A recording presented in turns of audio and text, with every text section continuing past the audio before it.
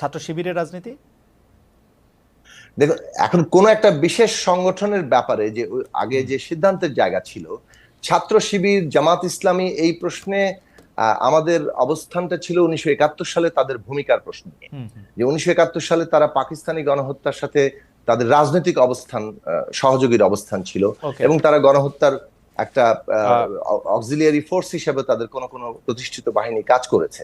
সেই জায়গা থেকে তারা বাংলাদেশের স্বাধীনতার পরে তারা এই বিষয়ে তাদের রাজনৈতিক অবস্থানের যে ব্যাখ্যা জনগণের কাছে দেওয়া, সেটা তারা খুব স্পষ্টভাবে দিয়েছে বলে আমাদের আসলে এখনো জানা নাই। তারা এখন বলেন যে তাদের এক সময়কার আমির তিনি নাকি এই বিষয়ে ব্যাখ্যা দিয়েছিলেন, কিন্তু এটা জামাত ইসলামী বাংলাদেশ প্রশ্নে তাদের অবস্থান কি, 71 সালের তাদের যে রাজনৈতিক ভূমিকা, সেই ভূমিকাকে তারা কিভাবে মূল্যায়ন করে, সেইটা স্পষ্ট ব্যাখ্যা আমার মনে হয় জনগণের বিরাট অংশ জানতে চায়।